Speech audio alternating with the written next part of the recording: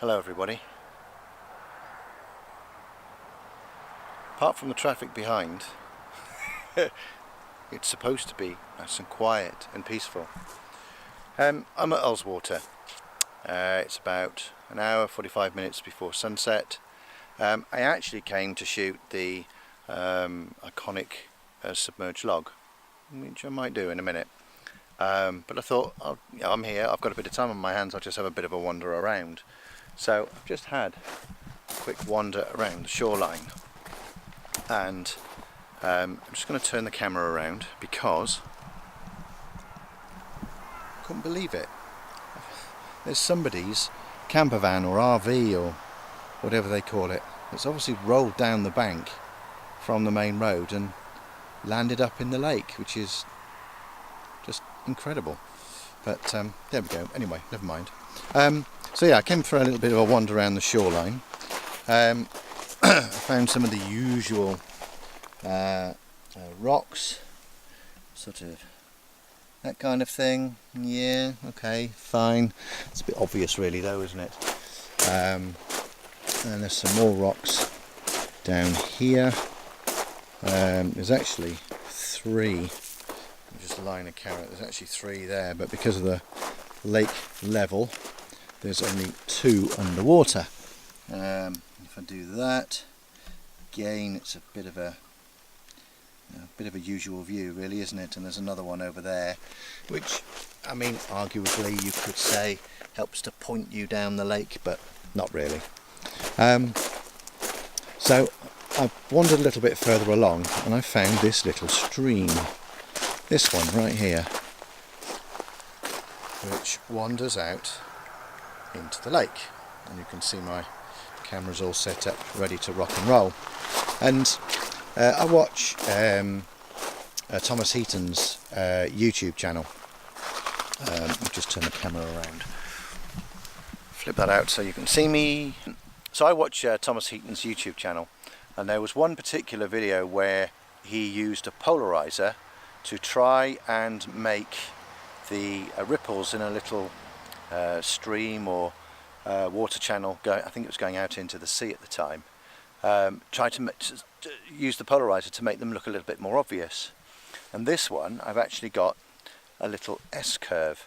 I'm going to turn the camera around again and see if I can just show it to you. So there's my view down the lake. I'm sort of, so this camera's 16 by 9, so it's not showing me truly what my main camera is looking at, but I've got this S-curve, where is it, there, and then hopefully that's leading you out into the lake. I've tried to go for a composition and just zoom in a little bit, which I'm a big a fan of bookends. I like the sides of my images to have balance, so I've gone for a composition a bit like that in order that I've got the balance that I like to see in my images. I've just actually noticed there's a little spot of light that's appeared on the hillside over there. I don't think I've got that in my composition. Let me just fold out the main camera. Have a quick look. No, I haven't. So I'm going to ignore that. But what I will do, hello again, what I will do is I'll keep an eye on the fell in the distance and actually see how that pans out. So what I'm going to do now is I'm just going to swap from this camera to that camera just to show you the difference that the polarizer makes and how it makes that ripple look just a little bit more obvious. This is me, hello. So what I'm going to do is I'm going to spin the polarizer and just watch how that changes its appearance as I do so. I'm just going to move it very, very slowly. So there, now the ripples are getting much brighter. In fact, the whole surface of the water is a lot brighter. And as it spins back around, it starts to get dark again. And what I chose was sort of something around there, because when it's bright, it's actually quite distracting. But what I wanted was something like that. What I wanted was these ripples here, this main piece here, to be as obvious as possible. Now bear in mind the crop on the video camera is 16:9. I'm using a 4:3, so the proportions of the frame are ever so slightly different to what you're seeing, but you get the principle. And in fact, I'm starting to get some nice light up in the sky, so I'm going to come off this video now and take some frames. So if any of them work out, I shall share them with you right now.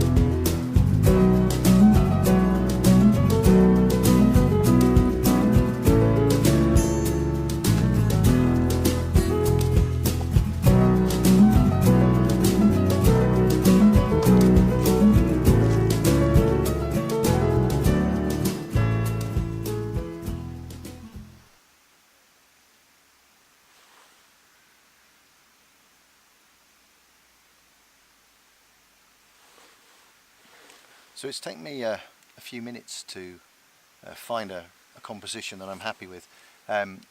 What you don't know is that when I came past here, I don't know, 20 minutes ago, I actually had a look and used a viewfinder, something that puts a frame around the scene, just to try and kind of gauge in my head what I would like, what I wouldn't like. I've gone for a square crop.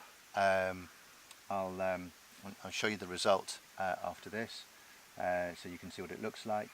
And also I've used a polarizer again, just to try and take some of the glare off the water, certainly here in the foreground. It actually allows you to see some of the details that are underneath the water, makes it just a little bit more interesting in the foreground around this particular log. Getting some really nice colour up in the sky. Now you can probably just about make some of it out on the video. So yeah, a really nice scene. I think the trick now is to try different combinations and different orientations, just to play with the scene. One of the things I am battling a little bit is again a little bit of balance. You can actually see on the video I've got quite a heavy object here on the that would be on the right hand side of the frame, and then over here on the left not quite so much. So yeah, it's a little bit heavy on one side. I've gone for a square just to try and balance that out a little bit, but I'm actually thinking, I wonder whether I'll go portrait, because there is actually some really nice texture appearing up at the top of the sky. Because the light levels are failing, I'm getting an exposure around about sort of 3 seconds or so. So I'm actually getting a slight smoothing of the water, but probably not at the cost of the sky, which is, for me, I think that's a good thing. I don't want to blur the sky completely because there's lots and lots of texture up there. So I'm just going to keep going, and I will play with a portrait just to see how that turns out.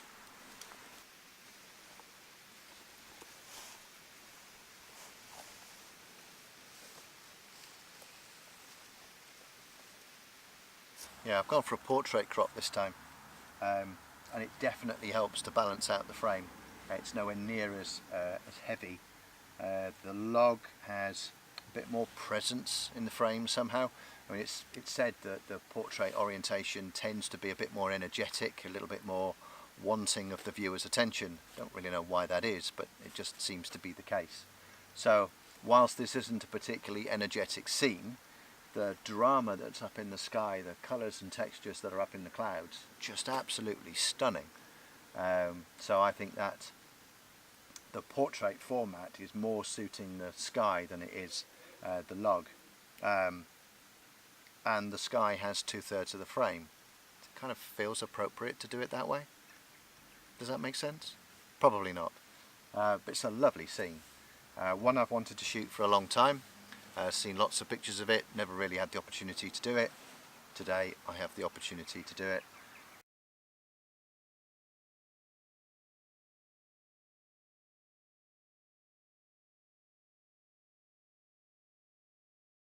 We've got about, in fact there's some colour up in the sky just there, so there is some high cloud about. I'm just going to sit here with this composition and wait and see what happens to the sky. If I get some colour up in the sky, great. If I don't, so what? It's lovely to be here anyway.